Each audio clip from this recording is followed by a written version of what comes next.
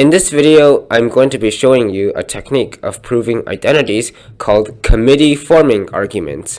It's basically a technique where you show that both sides of the identity are basically counting the same things. So as an example to start off, we can prove that n choose r is equal to n choose n minus r with committee forming arguments. And the way that we do this is, first, we can say that this side over here basically counts the number of ways we can choose r people from a total of n to form a committee, right? And of course, order does not matter. Now, on this side, it's counting n choose n minus r. However, this is the same thing as saying or counting r people to not be on the committee, right? So here, the r people is not on the committee. The r people here are on the committee. But in terms of numbers, right, in terms of like counting, they should be the same numbers because it's just both n and then you choose r. So that's basically how committee forming arguments work. We're going to be exploring some more interesting examples. Another example would be this. The sum of combinations where the bottom number is from 0 to n, if you sum them up, it's going to be equal to 2 to the n. Now, how do we use committee forming arguments to prove this one? Well, suppose that you have n people, okay? You have n people, and you wish to form some random committee from these n people. Now, you can have 0 people, 1 people, 2 people, or all n of those people. Well, what is the number of ways to choose 0 people to be on the committee? It's just n choose 0, right? What if you only want 1 people or 1 person? Well, that's n choose 1. If you want 2 people on the committee, then just from n, you have to choose 2, right? So n choose 2. And if you want 3 people, n choose 3. And if you want everyone, then that's just n choose n, right? However, there is another way you can count this. Notice that if you just put those n people in a line and you ask them, do you want to be on a committee? They have 2 options, just yes or no, right? So each of these n people has 2 options. So therefore, the number of ways to form the committee is just 2 to the n. And there you go, we've proven the identity. That is a counting argument to prove that this holds. What I have right now is Pascal's identity. We basically want to prove that this is true. So how can we prove this? Well, we see that on one side, there's a plus, right? And when you see that, it's usually a good idea to interpret that side as casework. You want to interpret it as if someone was doing casework and they had to add up the cases. So, in this scenario, what casework can we imagine this side to be? Well, we have n and k, so we might as well use these variables. We can first suppose that there's a class with n people, okay?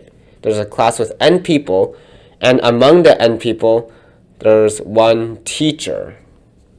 And note that this 1 teacher is included within these n people, okay? So this is included. This n people includes the students and the teacher, that 1 teacher. Okay, and now we imagine that we choose k of them to be in a photo, okay? We want to choose k people from the n people to be in a photo. So how many ways are there to do that? Well, in one way, or maybe I should say in one method, there is n choose k ways to select those k people, right? Well, how else can we look at it? Well, we've defined 1 special person, so we can maybe try performing casework on this special person. We can consider casework on whether the teacher is in the photo or not. Case 1, the teacher is not in the photo. Well, there's only n minus 1 people left to choose from, right? So that's going to be n minus 1 and then choose k. Or if the teacher is in the photo, then again, there's n minus 1 people left. But because the teacher is in the photo, you just need k minus 1 more people. So from the n minus 1 remaining, you need k minus 1 of them. And there you go. You can see that we've proved it. We've proved Pascal's identity with a counting argument. Not only are counting arguments helpful for equations, they can also be helpful for inequalities and comparisons. In this case, we can use a counting argument to compare 60 choose 30 and 59 choose 29. Now, note that both of these are extremely large numbers, so I challenge you to not use a calculator. You should be able to solve this problem without a calculator anyways. So, how can we compare these two numbers? Well, we want to start by building a counting scenario for both of them. This one is obviously choosing 30 people from 60, and this one is 29 from 59. However, we do see that 59 is one less than 60. So, maybe we can treat this number as counting the same thing as this, except one person was already guaranteed a position on the committee. Well, that's definitely a start. Maybe we can imagine that there's this person star, and along with person star, there are 59 other people. Now, here's the thing. Normally, if you want to choose 30 people to be on a committee, normally that number would be 60 choose 30, right? However, let's say that in the opening ceremony, the boss comes in and goes like, okay, before we start choosing anybody, I'm going to say that person star is already guaranteed a position. So come up on the stage. Now, person star is guaranteed a position. There are 59 other people, right? And you need to choose 29 more. So that's 59 choose 29. 59 choose 29 committees you can form if person star is guaranteed a position. Now, notice this. When we counted this one, the first person had no restriction.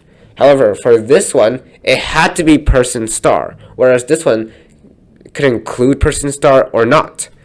This one has more freedom. Therefore, this is certainly greater than this. And there we go. We've successfully compared the two numbers. So yeah, that's going to be it for this video. I hope you learned a thing or two about counting arguments. If you found this video interesting, then please do consider dropping a like and subscribing. Thank you very much. Bye.